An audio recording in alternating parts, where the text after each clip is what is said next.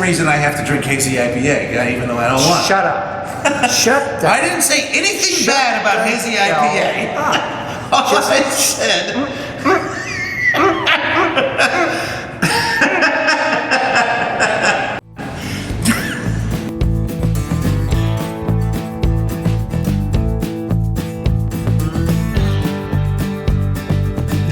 Coming to you more live than dead from the Beer to Whiskey Studios, high atop Barley's Tap Room on Washington Street in wonderful downtown Greenville, South Carolina. I'm Russ Heaps, and welcome to this episode of Big John and Five, where I get my good buddy here, Big John Richards, to pick a beer from one of Barley's, 72 taps or 50, 60 bottles and cans.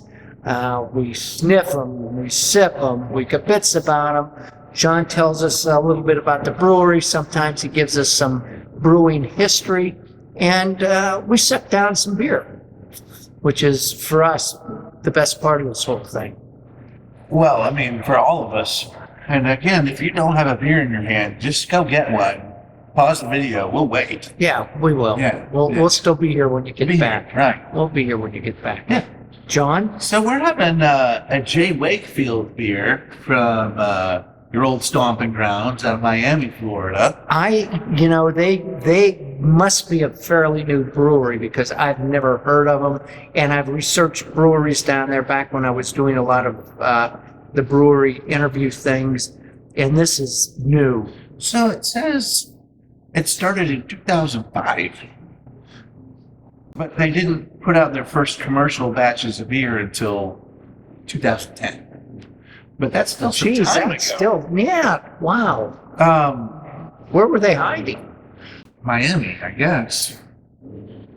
It's my best bet. But I don't know how long they've been coming up here. At least a couple years. Pre-COVID, though. Really? Yeah. I'm sure of it. Sure as I can be of anything in my life.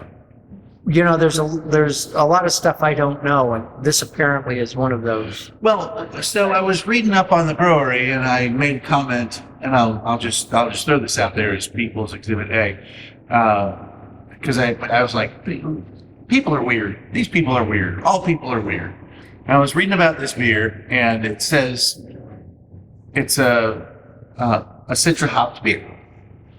And then, so it says J. Wakefield, Hops for Teacher, which is a great beer name. Citra IPA. Normally, if you say your beer is a Citra IPA or a Boatwake IPA or a Mosaic IPA, that means you've used it, it's a single hopped IPA. So you go into the description and it says, this is an IPA, heavily hopped with Citra hops. We're with citrus and tropical flavors and whatever it said. And well, it is Florida for the love of God. Then it goes down to the ingredients and it says hops, Citra, and Warrior. It could have. Okay, so it's all of those things, and then we just decided to throw in some Warrior hops. And see, I think Warrior is a better name than Citra. Well, yeah, but if I was going to throw something into the name of my beer, I'd throw in Warrior. Well, especially Warrior hops for teacher. Hops for teacher. That is a great name. It is. It's Van Halen. Look at it. Yeah. If you're our age. Yeah. If you don't know who any of the Grammy winners were this year, right? You probably know who Van Halen is. Now I feel tardy.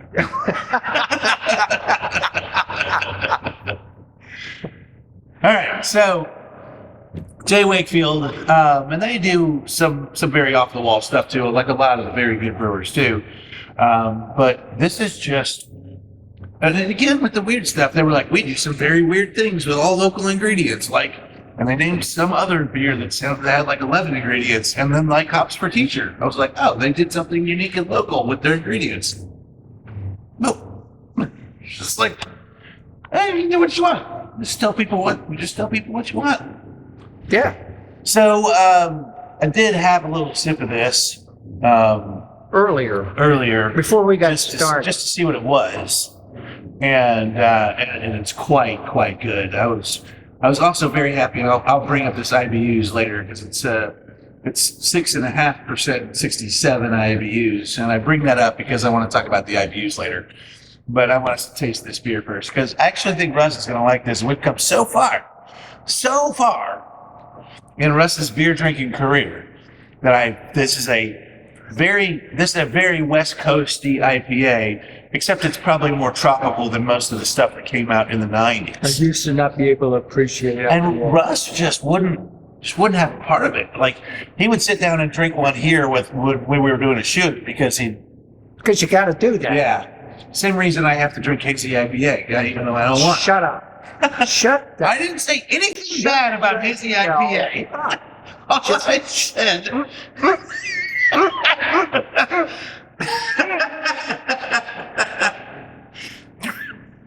Let's talk about this. I won't even talk about how clear this beer is then.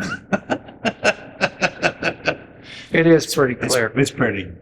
But this is a fairly bitter IPA, and I want to get into those. I want to talk about that with the IBUs when I do. But I want you to taste it first. Text Miss Lily. There's a real good bit. There's a big, strong, grapefruity backbone here.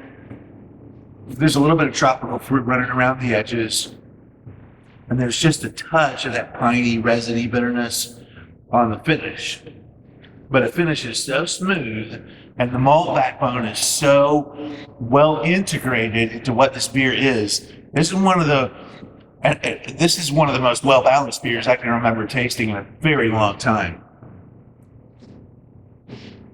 Russ has already sipped it twice, and that's a great sign.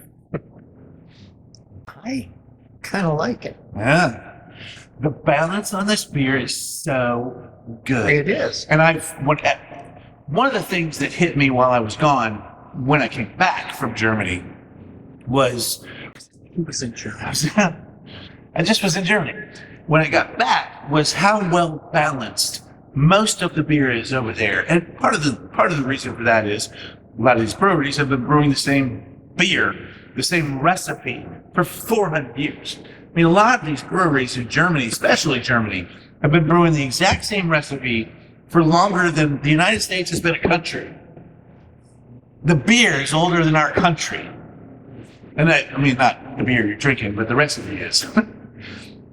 And so when I came back, what hit me a lot, even while I was there, is that we have so many beers in our craft world in the United States that are way far out on the edges of the tasting platform. We've lost the idea of needing a balance, that the end result should be something that's drinkable and pleasant and balanced and works on your palate. I am one of the worst about wanting aggressive beers, and we've talked about how I like things that taste a lot. But if I have to sit down and drink beer, I don't want to sit down with a beer that makes me turn it inside out because it's so sour, or just hurts my head because it's so bitter. You know, I want something that's balanced and clean, and I can eat food with it, and I can sit and have conversation with my friends. Where does this fall on that spectrum? Right in the dead middle, which is why I wanted to talk about it, because it's that perfect balance. I did have something to say, but I forgot what it was because you were just rattling on and on. Well, I do that. I even forget to drink the beer that I can't believe how much I like this beer.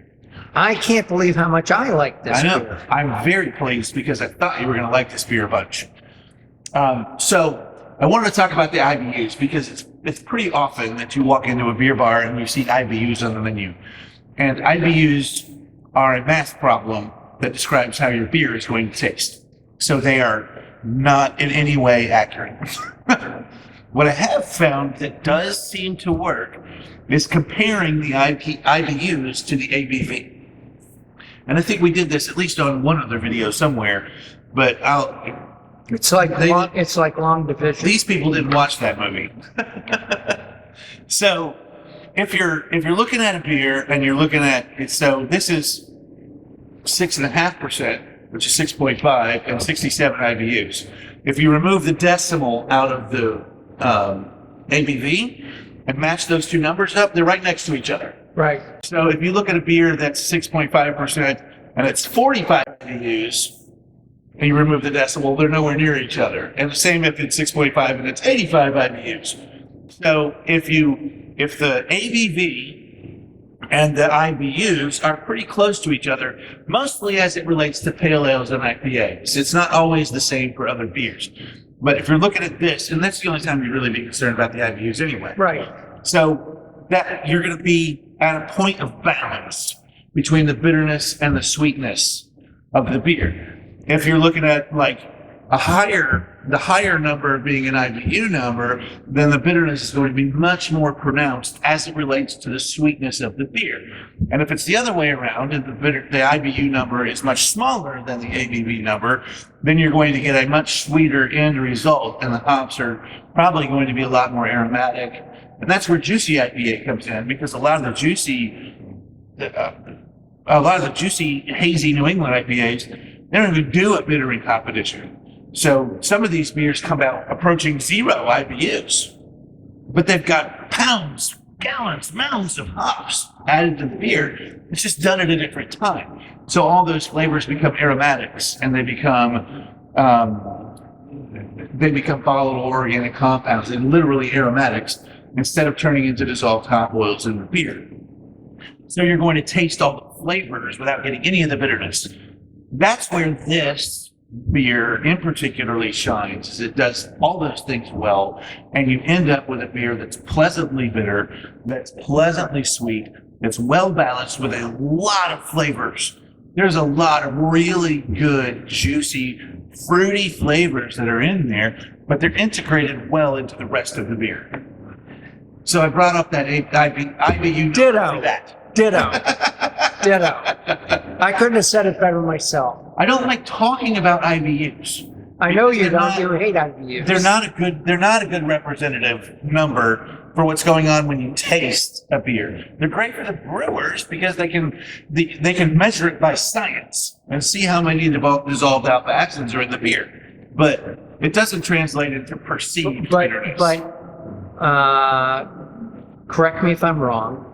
Isn't IBU, when they say a beer is whatever the IBU is, isn't that measured as it comes out of the keg versus going into the keg? So it's measured at the end. Yes. Right. Well, not. It's an end. It's Actually, measurement. well, it's like as it goes into the keg, not as it goes into the tap. Right. It's not something that's. Right. So it's measured with a spectrometer, and you're looking through light to see how much of the dissolved acids are actually in there. I was sort of correct. You can also do the math, and that's why I call it a math problem, because you can say, I added this many sugars, here was my original gravity, here's my final gravity, here's the amount of hops I added, and you can do a math problem. It's literally algebra that tells you, that estimates for you how many IBUs are in your beer.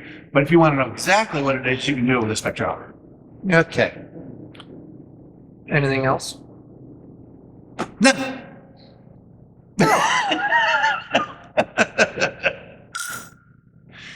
So damn lucky. See you next time.